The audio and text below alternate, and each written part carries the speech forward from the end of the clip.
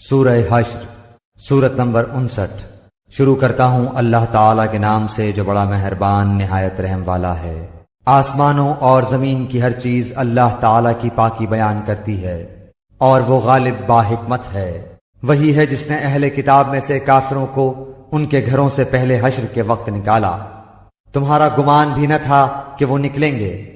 اور وہ خود بھی سمجھ رہے تھے کہ ان کے سنگین قلعے انہیں اللہ کے عذاب سے بچا لیں گے، پس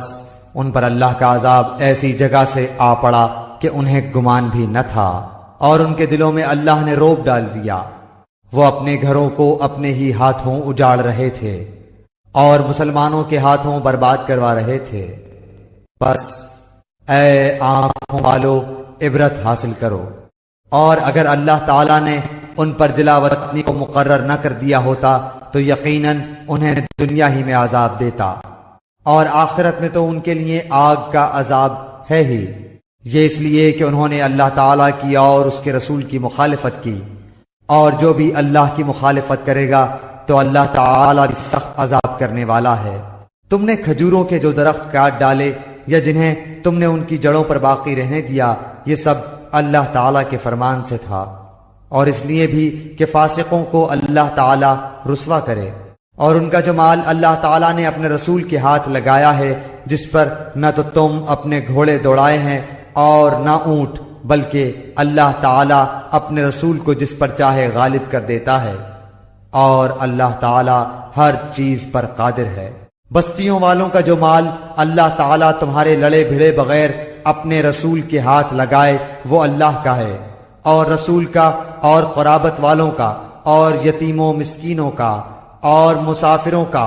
تاکہ تمہارے دولت مندوں کے ہاتھوں میں ہی یہ مال گردش کرتا نہ رہ جائے، اور تمہیں جو کچھ رسول دے لے لو، اور جس سے روکے رک جاؤ، اور اللہ تعالیٰ سے ڈرتے رہا کرو، یقیناً اللہ تعالیٰ سخت عذاب والا ہے۔ فی کا مال ان مہاجر مسکینوں کے لیے ہے جو اپنے گھروں سے اور اپنے مالوں سے نکال دیے گئے ہیں، وہ اللہ کے فضل اور اس کی رضامندی کے طلبگار ہیں، اور اللہ تعالیٰ کی اور اس کے رسول کی مدد کرتے ہیں، یہی راست باز لوگ ہیں۔ اور ان کے لیے جنہوں نے اس گھر میں یعنی مدینہ اور ایمان میں ان سے پہلے جگہ بنا لی ہے، اور اپنی طرف ہجرت کر کے آنے والوں سے محبت کرتے ہیں، اور مہاجرین کو جو کچھ دے دیا جائے اس سے وہ اپنے دلوں میں کوئی تنگی نہیں رکھتے، بلکہ خود اپنے اوپر انہیں ترجیح دیتے ہیں، گو خود کو کتنی ہی سخت حاجت ہو۔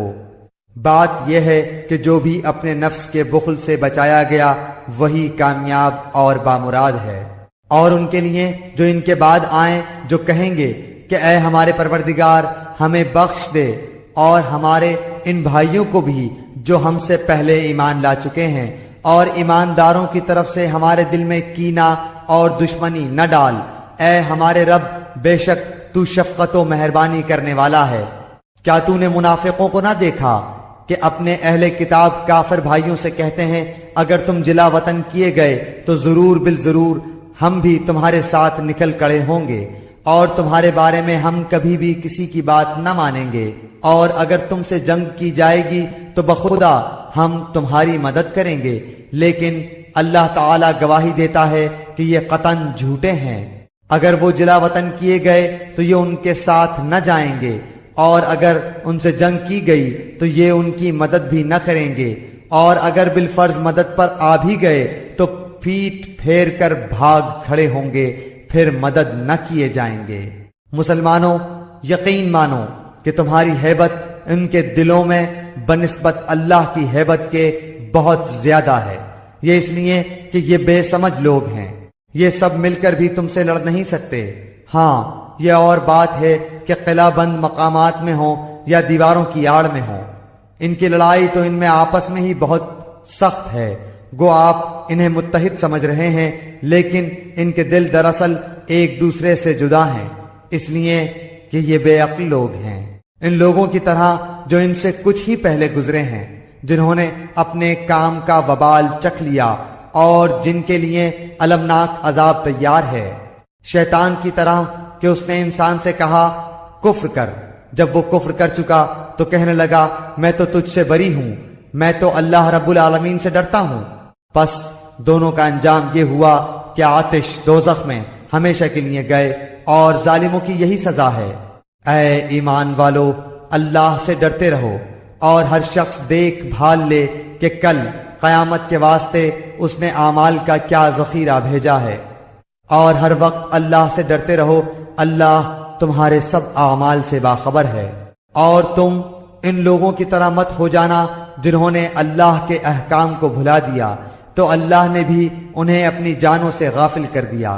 اور ایسے ہی لوگ نافرمان فاسق ہوتے ہیں۔ اہل نار اور اہل جنت باہم برابر نہیں، جو اہل جنت ہیں وہی کامیاب ہیں اور جو اہل نار ہیں وہ ناکام ہیں۔